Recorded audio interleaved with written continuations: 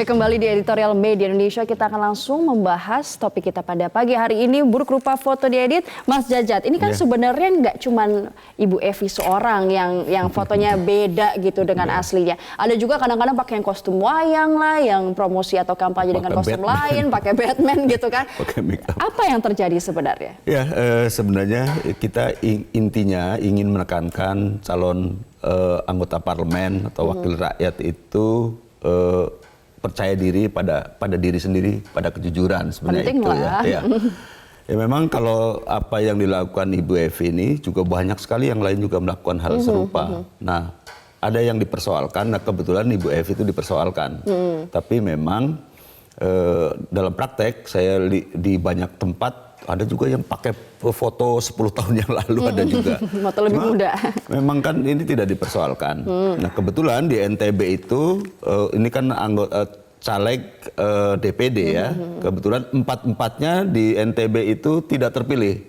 Nah yang terpilih itu muka baru, salah satunya Ibu Evi yang memang memperoleh suara terbanyak. Jadi ada politisnya sedikit lah ya. Tapi pertanyaan kemudian, kenapa baru sekarang? Kenapa nggak pas balihonya terpampang dan kelihatan orang-orang aware gitu bahwa itu beda? Kenapa sekarang? Ya sebenarnya kalau kita lihat orangnya tidak terlalu jauh juga dengan aslinya. Kalau saya lihat ya belakangan yang ketika dia bicara. Hanya pencahayaannya mungkin lebih terang. Iya, gitu. namanya untuk konsumsi publik tentu ada upaya, nggak mungkin juga memang foto bangun tidur terus dipajang gitu ya. Gini. Kenapa memang Pak Faruk ini kan Pak Faruk Muhammad yang mempersoalkan sebagai pemohonnya itu tidak mempersoalkan ketika waktu itu masih dalam proses ya. Ini kan wilayah administratif yang waktu itu penentunya adalah KPU. Nah sekarang sudah ditetapkan kemudian dipersoalkan karena foto cantik itulah yang menyebabkan dia terpilih. Memang ada beberapa orang ketika ngeliat foto, oh boleh juga.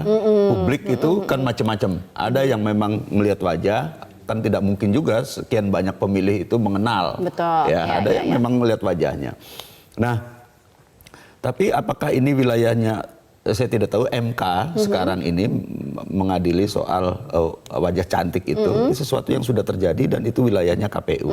Dan KPU waktu itu ketika dipublikasikan ke depan publik tidak ada yang protes. Jadi kayaknya sudah terlambat gitu. Harusnya waktu dipasang atau waktu proses KPU. Betul, tapi sekali lagi kita ingin sesungguhnya menekankan pada anggota legislatif kita, calon apalagi memang pada kejujuran, pada moralitas. Kita akan juga dengar ada Pak Ramadan dari Jambi yang juga akan menyatakan bagaimana kira-kira opini Pak Ramadan. Pak Ramadan, atas topik kita pada pagi hari ini, bagaimana pendapat Anda, Pak? Assalamualaikum Mbak Ajeng dan Mang Jajat. Ya, Waalaikumsalam. Bagaimana? Udah lihat fotonya dua-duanya? Menurut saya edit boleh lah. Tapi calon saya yang dari Jambi itu semenjak calon pertama sekarang sudah duduk yang ketiga kalinya, fotonya tetap itu yang dipasang Mbak Jajat. Oh gitu. Jadi dia duduk yang ketiga kali sekarang, fotonya tetap itu yang dipajang di mana-mana. Artinya umurnya itu sudah nambah 15 tahun, foto 15 tahun ke belakang itu yang tetap dipajang di mana-mana. Sekarang duduk lagi. Jadi editnya itu sampai di atas 70%. Umurnya nambah, fotonya muda terus. Jadi ini yang dijual-jual. Apakah ini menunjukkan kejujuran atau tidak? Tolonglah dijawab dengan jujur dan benar. Jujur atau tidak kalau foto mudanya yang dipasang gitu kan sebenarnya. Betul. Jadi 15 tahun yang lalu dia pertama nyalon, sekarang yang nyalon ketiga kalinya juga foto itu yang dipasang. Nah kalau tadi Bapak bilang itu editan ada 70%, harusnya berapa persen sih belum diedit? Edit boleh dong? Sebenarnya ya 55% lah, ganti-ganti dikit Bu. Jadi kalau orang Jawa bilang jangan ngapusi-ngapusi banget gitu ya. Oke Pak Ramadan. Terima kasih telah bergabung memberikan opininya Pak Ramadan dari Jambi. Kita break sebentar pemirsa, kita akan bahas lagi tentang topik ini selepas jeda berikut.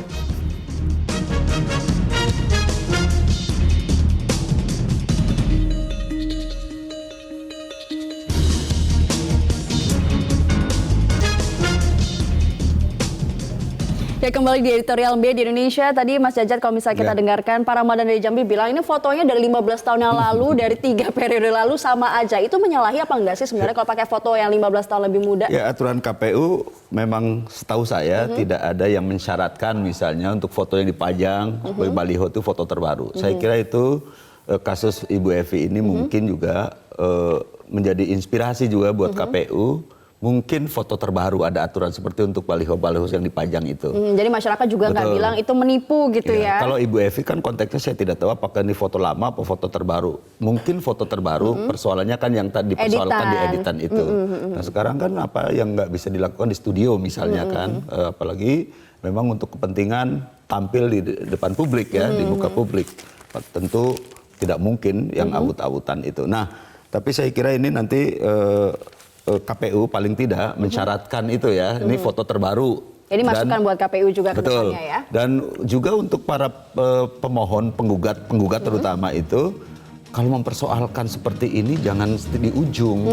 Ya karena tidak terpilih kemudian mempersoalkan mesti dari awal, jadi fair ya aturan mainnya ya. Oke Mas Jajat. Bisa diperbaiki lah. Iya. Ya. Mas Jajat terima kasih. Ya sama-sama. Dan pemirsa, jika seorang calon wakil rakyat tidak mampu jujur terhadap dirinya sendiri, bagaimana mungkin ia jujur kepada konstituen? Kita berharap di kemudian hari penyelenggara pemilu lebih cermat mengidentifikasi dan juga mengeliminasi pola-pola yang sama dalam kesempatan yang berbeda. Saya Ajeng Kamarati. Terima kasih, selamat pagi dan selamat berakhir pekan.